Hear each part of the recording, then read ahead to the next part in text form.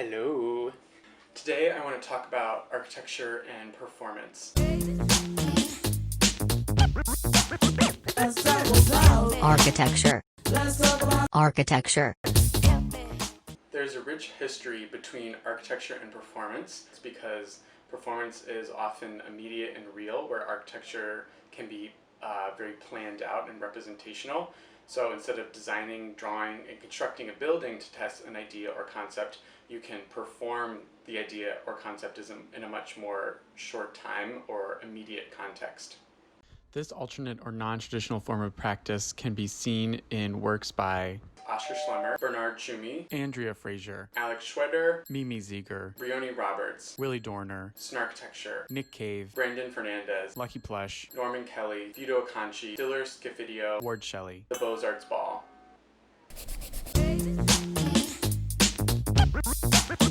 For the purposes of further discussing the role embodiment can play in the field of architecture, I have selected 4 individuals whose practices incorporate spatial and performative elements, their work spanning almost 100 years from 1923 to 2020. I have labeled them with roles I think are accurate in relation to each other, but these labels do not necessarily encompass the entirety of their work. Although their projects are vastly different, they all endeavor to tell stories and explore ideas through both space, architecture, and action, performance, thus expanding and transcending the typical roles of each. They are as follows: Bernard Tschumi, the architect; Bryony Roberts, the activist; Oskar Schlemmer, the director; Brendan Fernandes, the performer. Bernard Tschumi, the architect. Out of the 4 individuals I am going to discuss, Tschumi is unique in that he has designed and constructed buildings, placing him squarely into the category of architect with capital A. Born in 1944, he is typically associated with the deconstructivist movement, which arose in the 1980s. In the realm of embodiment and alternate practice, he is best known for his book, The Manhattan Transcripts. In this body of work, Tschumi explores not only buildings and cities, but the ideas, movements, and events that anchor them. Largely based on theory, the book is a rich compilation of form, human movement, social values, and comparisons to built spaces. In the same way that deconstructivism often defies traditions of architecture such as symmetry and order, the Manhattan Transcripts aims to get under the skin of our built environment and discover meaning by describing protagonists, sets, and actions, almost like a TV show. It is comprised of 4 episodes that tell a story of murder in the city, each scene of the story told at 3 different scales. The first is the object scale, told by buildings abstracted from plans, photos, and maps. The second, the movement scale, told by sports and choreography. The third is the event scale, told by photos. The book itself is quite expensive, but luckily I have found a full PDF, the link to which can be found in the files section of our canvas. I highly recommend diving into it if you have the time. The last section of the book, the index, acts as a kind of key, breaking down the many themes, forms of representation, and ideas Tschumi incorporates. These include reciprocity, movement, notation, sensation, and deconstruction. To conclude, Tschumi represents a practice that is fully driven by constructing programmed architecture, but who also successfully widens the field by exploring ideas outside the typical scope of an architect. Briony Roberts, the activist. To introduce Roberts, I am going to quote their website. Briony Roberts Studio is an award-winning design and research practice based in New York, integrating methods from architecture, urban design, art, and historic preservation. The practice creates interactive and inclusive environments in the public realm. The studio approaches design as a social practice. I think of Roberts like a kind of innovative chef. She seems adept at combining important ingredients in order to develop nutritious meals for her guests. In this case, the ingredients she utilizes are architectural conditions, social realities, and acts of occupation and gathering. I would like to discuss 3 projects of hers, ranging in physical and social scope. Let's start small and talk about her project, Fitting In. Designed around LA's Inner City Arts Complex in 2013, this was a very site-specific project involving wireframe shapes that could be worn and slotted into the negative spaces created by the architecture. As the title of the project implies, themes of identity, belonging, and access are embedded into social puzzle pieces. These themes are at the core of Roberts' practice and will continue to pop up in the other two projects I would like to look at. Take notice at how the documentation is used to illustrate implied forms. Powerful photos are made more clear with some simple editing and the addition of lines that complete the visual metaphor being drawn. In the next project, Soft Civic, Robert tackles the City Hall in Columbus, Indiana, in order to create a gathering space. Again, her process begins with investigative research not only into the building itself, but how people use it.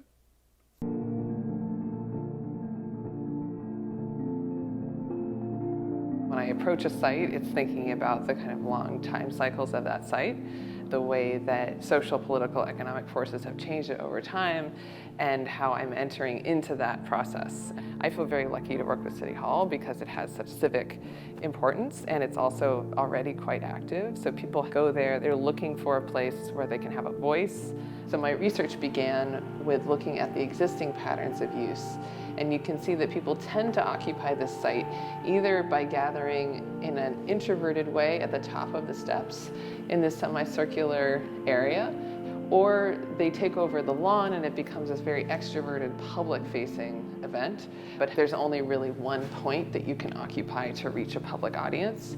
So I was thinking about how there could be multiple points, multiple voices, multiple gatherings, and that this could host different events simultaneously at different scales. To her, the social spaces are as important as the built spaces.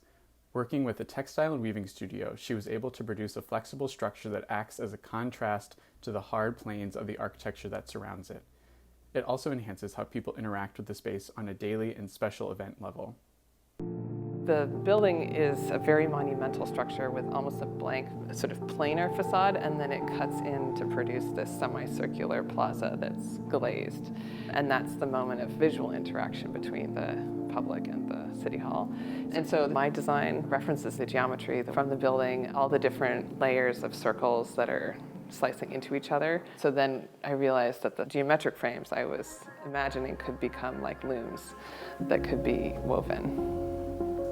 What I was really excited about in those was the fact that there's a kind of entropy built into the process. So fiber and textiles give you that option of having a kind of loose piling form and drooping and things that in architecture are often difficult to achieve. And so for me, it's an experiment in asking how something we don't associate with architecture can serve an architectural function.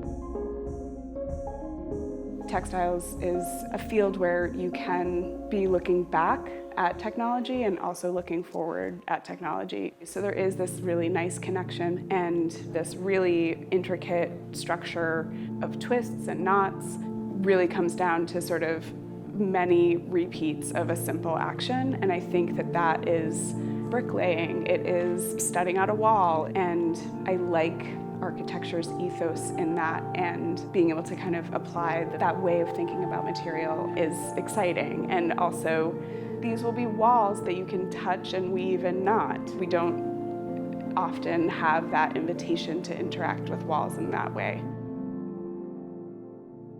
Hopefully people will notice all the different layers of circles that are slicing into each other are echoes of the building. And then this design is hopefully going to make the possibility of using this as a public space, either for play or for protest or for performance, more inviting and more accessible.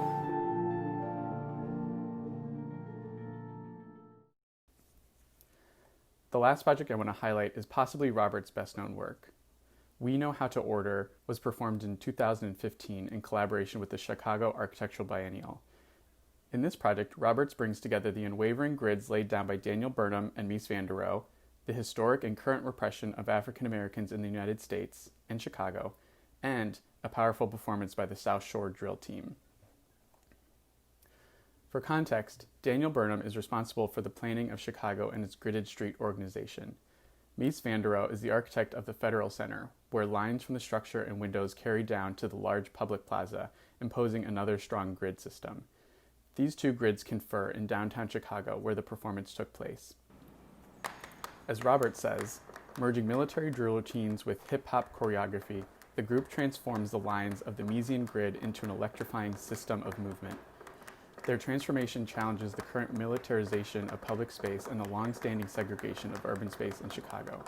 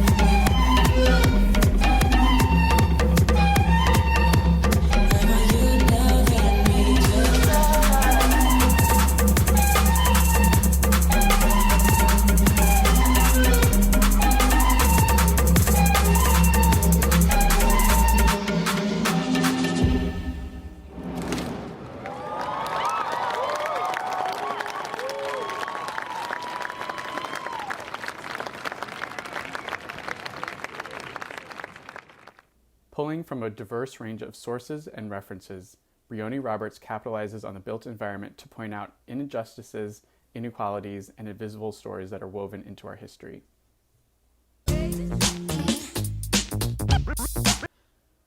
Oskar Schlemmer, the director.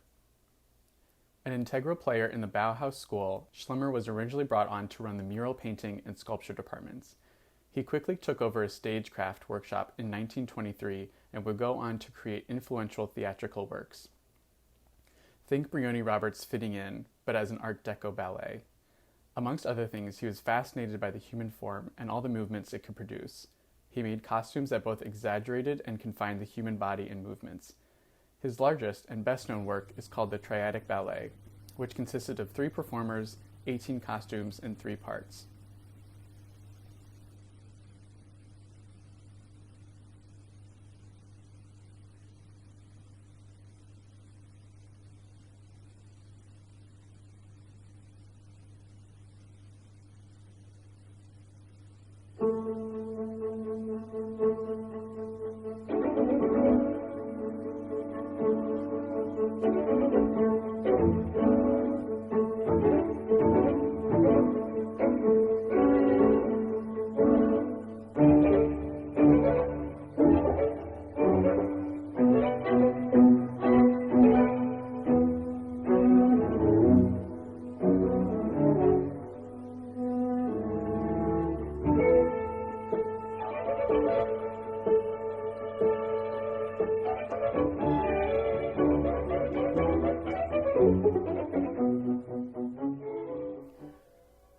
Architectural significance can be taken from his distillation of human forms into geometric shapes, exploring the architecture of human bodies and the shapes and volumes it could produce.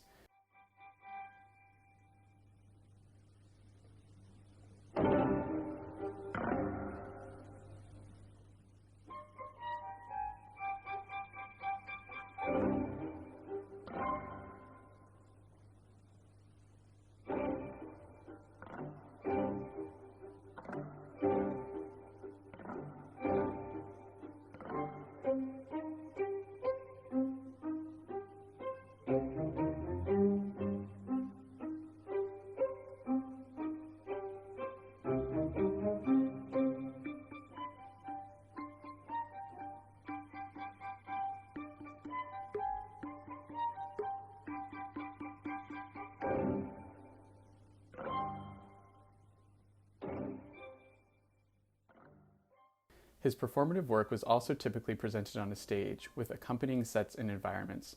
We can make a parallel between stage sets and more traditional architecture mediums like drawing or renderings. Both are representational and used to transport the audience or viewer somewhere else.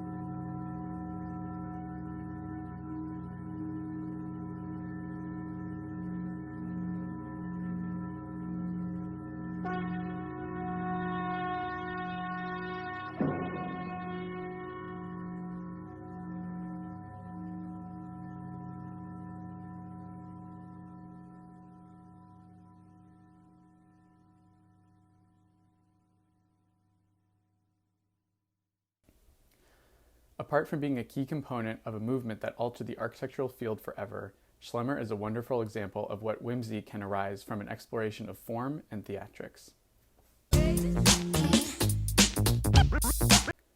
Brendan Fernandes, the performer.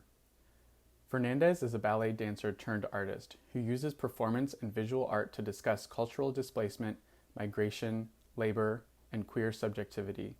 His work often takes the form of choreographed events and public dances, sometimes working with designers and architects to create a playground of devices.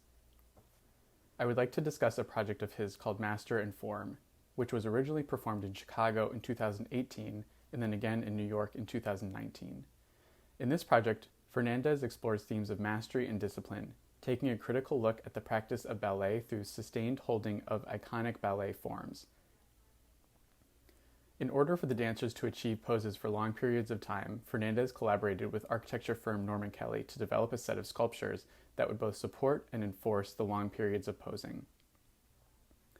These sculptures or devices were placed around the Graham Foundation, a gallery and incubator that aims to exchange diverse and challenging ideas about architecture and its role in the arts, culture, and society. The devices remained in the gallery for the duration of the exhibit, and multiple times a week, dancers from the Joffrey Ballet would activate the spaces in multiple hour-long performances. The audio created from the dancers mounting and using the devices was played back, reactivating the gallery in their absence. The project's page states, "By foregrounding labor and physical exertion in both presence and absence, Fernandez attempts to queer the traditionally illusionistic and hierarchically idealized spaces of ballet, posing new metaphoric spaces of pain, pleasure, sacrifice, oppression, and agency in their place."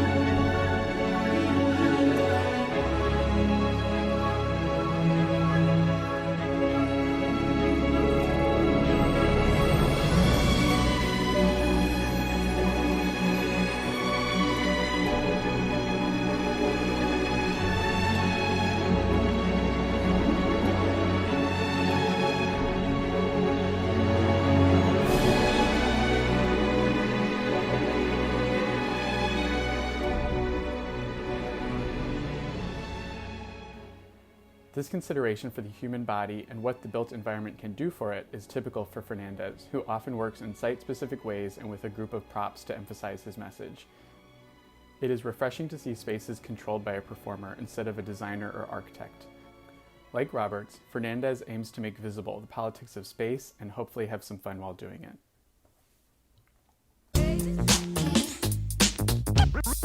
This alternate form of practice suggests a broader range for who an architect can be and what an architect can do. Where once the image of an architect was a somber, solitary figure, performance suggests an evolved researcher, a compassionate director, or a passionate protester. I will end this lecture with a quote from Mimi Ziegler, whose article you have read in preparation for this phase of our class. At a time when our culture is undergoing seismic shifts in who gets to speak out, who wields power, and who gets included, performance art offers architecture a meaningful way to weigh in. Largely forgotten for decades, it has made a dramatic return. As Goldberg puts it, performance has been waiting in the wings to be a catalyst.